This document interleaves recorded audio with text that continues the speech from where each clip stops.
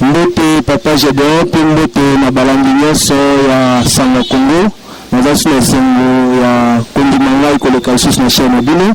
Merci mingi nayebi lisusu mpona bono tolobela masolo ya politique ndenge bino nyonso boyebi. Merci.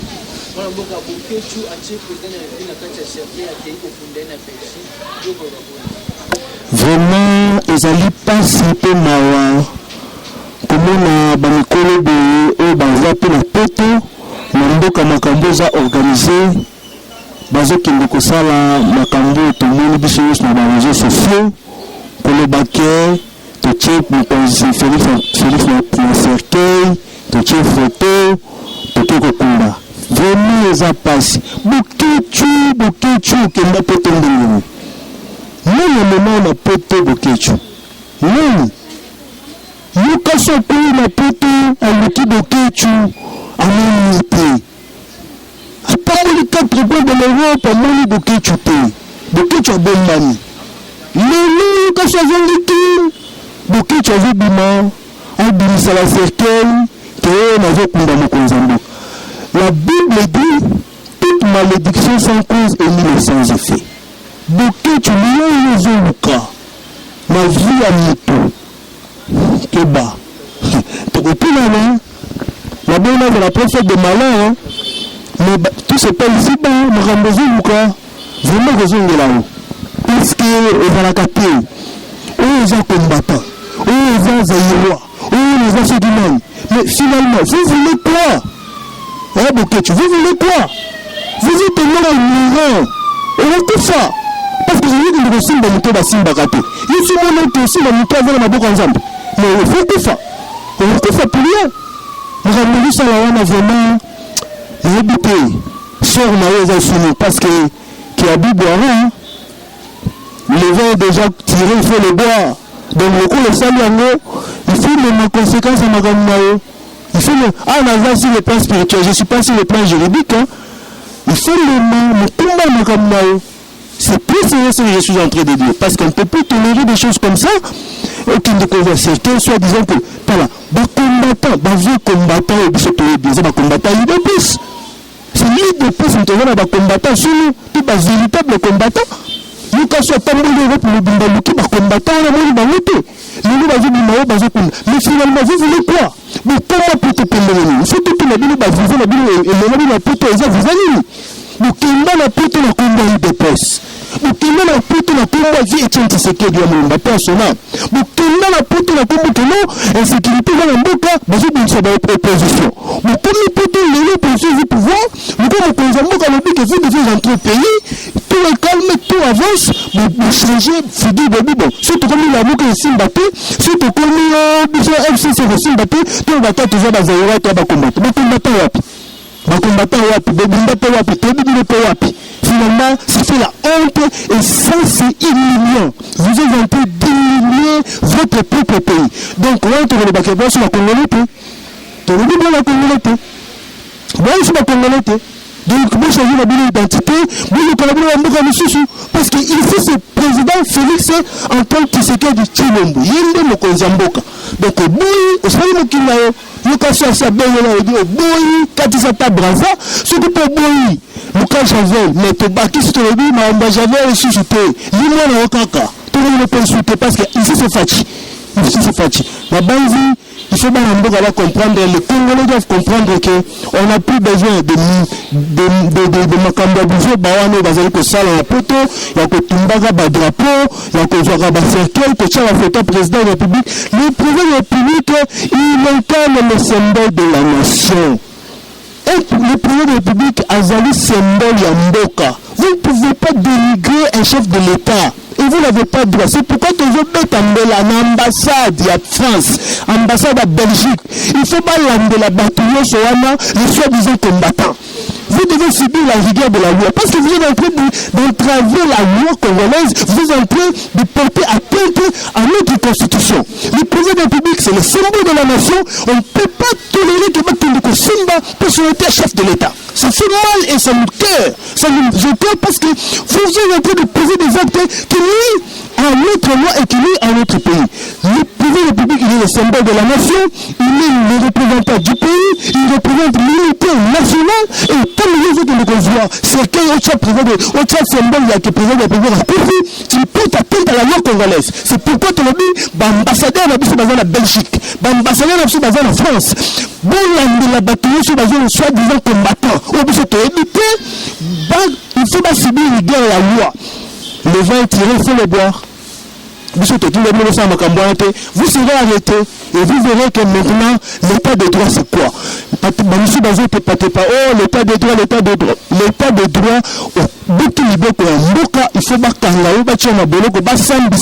pour subir rigueur la mideko. Parce que tu ne toléreras plus jamais ça. Désormais, tu ne toléreras plus jamais ça. L'ambassadeur n'a pas tous les combattants qui impliqués dans ma cambouana. Bon, de la Bango, ils doivent subir la rigueur de la loi. Nous demandons leur extradition ici pour que le procureur de la République puisse se saisir du dossier, qu'il puisse instruire ce dossier afin d'aboutir à un procès où il va condamner parce qu'il va toucher le symbole de Mboka. C'est la Constitution qui le dit, le président de la République, il est le symbole de la nation. Merci. Merci, maître Gaston, pour le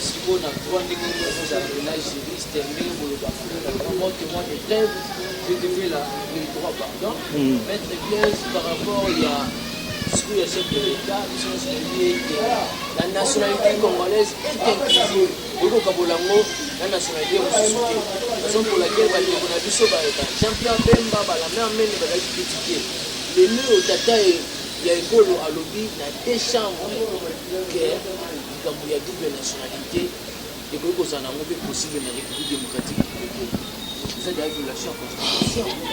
Merci pour la question d'ailleurs. C'est une question intelligente. Mais d'abord, de prime abord, je veux dire félicitations au chef de l'État, président de la République Félix Antoine Tshisekedi Tshilombo, pour l'œuvre qu'il a accomplie qui vendredi l'hémicycle n'a congrès entre Sénat et Assemblée nationale. Les dossiers parlementaires, le président était clair, il était concis et tout le monde, toutes les questions de la nation ont eu des réponses dans le discours. Parler de la nationalité congolaise, le président de la République était clair. Il dit que mon souhait est de voir que les Congolais ou la nationalité va perdre la nationalité na bango d'origine. Il était très clair, il dit mon souhait. Donc souhait naïe et veut que Batouana perd. Pourquoi? Parce que quand Batouana veut prendre une nationalité, richesse sur la bango, mboka pezo perdre yango, bado baza nango liba ko tia na RDC, bazo ya na wote parce que balobi nationalité la chose une et exclusive. Bien sûr nous devons respecter la Constitution, mais il a lancé un débat sur la question de la nationalité. C'est ce qu'il faut comprendre sur le plan du droit constitutionnel. Le président de la République a lancé un débat de nationalité. Le débat de la nationalité veut quoi? Que les hommes politiques, les acteurs politiques, les constitutionnalistes puissent définir idée na bango sur le double nationalité au Congo-Sama na Congo. C'est ça ce que le président demande. Donc, lorsque le débat sera lancé, nous verrons le pour et le contre. Les constitutions verront le pour et le contre. Il y a un moment où la parlementaire parce que les faiseurs de loi, c'est les parlementaires. Donc les parlementaires en tant que faiseurs de loi, en tant que on va modifier la constitution selon le référendum, selon les articles, selon loi. Donc il faut débattre la question là pour trouver une sous-moko ou pour permettre aux Congolais d'origine. On va tomber dans la nationalité, mais sous récupérer la nationalité la banque congolaise.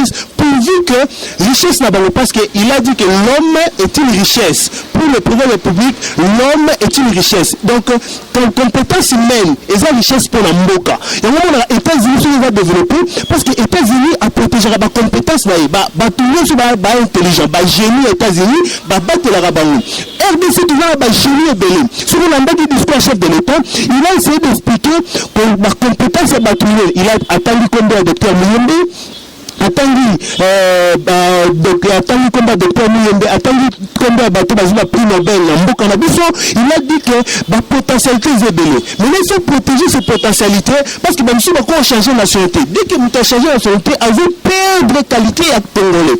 Donc quand il perd la qualité du Congolais, donc entre-temps, la RDC perd aussi. Il y a un moment où souhait pour revoir l'article pour que tout comme on a double nationalité, c'est-à-dire nous avons un Congolais sera changé à ta nationalité à perdre de nationalité. Il a lancé le débat, mais à qui qu'on le battait directement que la nationalité congolaise doit changer, il veut comme un double, tout comme ça. Donc ce qui veut dire que désormais, il est souhait du peuple du président de la République par rapport à sa vision, par rapport à son mandat, il trouve qu'il faut que les députés, les parlementaires lancer débat, il y a double nationalité, lancer débat, il y a comment est-ce qu'un Congolais d'origine peut avoir aussi notre nationalité sans pour autant perdre sa nationalité d'origine. À ce moment-là, il y a la possibilité de protéger la valeur de biso, de protéger l'intellectuel de biso, de protéger la connaissance, la carte bengi ba Congolais na biso o ba vivra partout ailleurs parce que si on retourne en France on écoute ba Congolais ba belé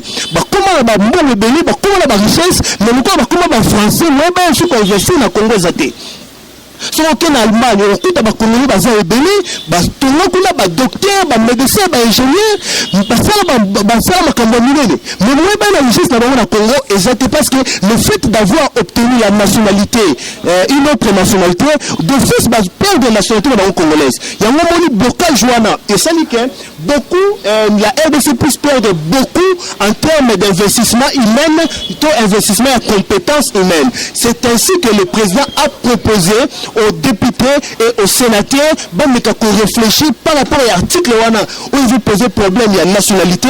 Sur l'article Obalobi, la nationalité est une et exclusive. Probablement, comment on peut modifier cet article afin de favoriser tous les Congolais comme riches, étrangers, il y a Penamboka, investir Penamboka comme des véritables Congolais, comme des vrais fils du Congo.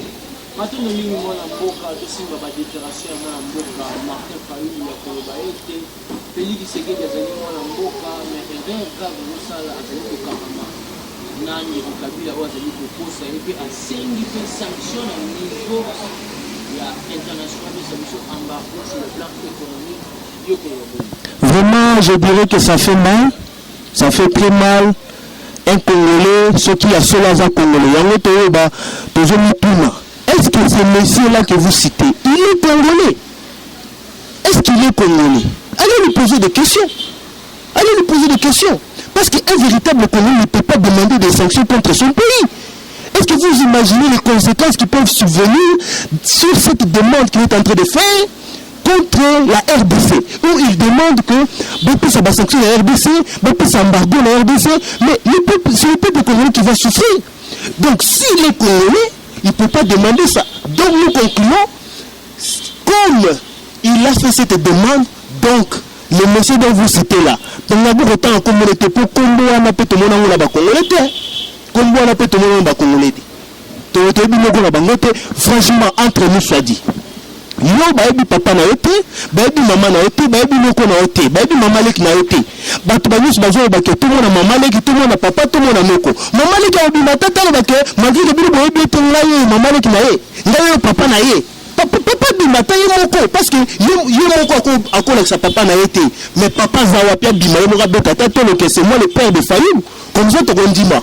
Mais bazawapi. C'est pour dire que ce monsieur n'est pas congolais.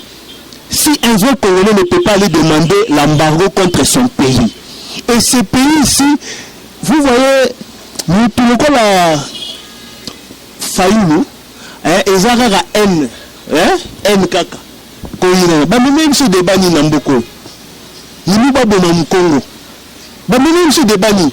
Nous soyons abomamou. Même ce débat ni. Mais tout bas là Namboka. Ngai personnellement mon frère abala amabandundu na bandundu siko bana tobota wana tokoboma bango tosana bangoni vous voyez un peu ba discours aboy ya kokabola batu Congo eza mboka ya kokabola isusu te tobala na Congo muluba muswahili mungala tokoma eloko moko débat oyo ba memela kibiso wana ezaki pe ba menanu génocide ce sont des génocidaires Fayou c'est un génocidaire c'est été génocidés. Avec des débats comme ça, avec des déclarations comme ça, ça mène le génocide dans le Canabiso. C'est pourquoi nous disons ceci. Il n'a aucune leçon à nous donner. Quelqu'un qui nous amène des génocides, quelqu'un qui va là-bas en Europe pour demander l'embargo contre la RDC, il n'a aucune leçon. Il n'a aucune leçon. Et si aujourd'hui, vous parlez de Kabila, si aujourd'hui, Fayoum était devenu président de la République, il allait travailler avec qui? Parce qu'il n'avait pas la majorité. Les députés, il a parti là, il est le seul député de son parti politique. Il allait travailler avec qui? N'est-ce pas avec Kabila qu'il allait travailler? Même l'armée, ils ont infiltré. Il allait trouver quelle armée qui allait le sécuriser. C'est cette armée-là qui allait sécuriser Fayoum. Pourquoi on est en train de faire des millions comme ça? Ça énerve. Vraiment, ça énerve. Il y a des choses qui sont claires. Si aujourd'hui, nous, UDPS, nous avons accepté de travailler avec FCC, c'est parce que l'FCC avait la majorité parlementaire. C'est une obligation constitutionnelle, mon frère. C'est une obligation constitutionnelle. On ne pouvait pas piétiner la constitution qui a fait que tout le président de la République n'a selon les élections. Donc la constitution a dit que les premiers ministres sont de la majorité parlementaire. Donc on a dit, bon, qu'est-ce qu'on allait faire? On allait chercher le premier ministre dans la majorité parlementaire. Or, la majorité parlementaire se trouve entre les mains du FCC. Est-ce que Bissot Tolingi Kabila est-ce que Bissot Tolingi Kabila Mingi Koleka Fayoum? Non, c'est la constitution qui nous a obligés aujourd'hui de travailler avec FCC parce qu'ils sont majoritaires. Lui-même, Fayoum, s'il était devenu président de la République, il est le seul député, il n'a mis que faire à travailler la majorité parlementaire. Même Armé Oyazofine Laleno, s'il était devenu président de la République, il n'allait que travailler avec cette même armée. Parce qu'Armé Sabissoté, qui sont comme président de la République, à laquelle notre constitution a balayé ma communauté, a le rabattu sur le sol, parce que lui, il est devenu président. C'est impossible. Donc, Atika Bavanti, voilà, et ça va qu'elle est à Weze. Bissot Toben, on a coupé des pertes de vitesse. C'est vrai que de perte de vitesse, moi, je suis en scène politique parce que je suis déjà année au TV Banda, et année d'action. Tout le monde a besoin de société. Finalement, en réalité, en vérité, nous vous le disons. En vérité, nous vous le disons que Fayoum ne représente rien et absolument rien. Le pays est calme, les institutions sont bien gérées et partout nous voyons et nous sentons que ce pays est dirigé de maître par le président de la République, Félix Antoine Tshisekedi Tshilombo.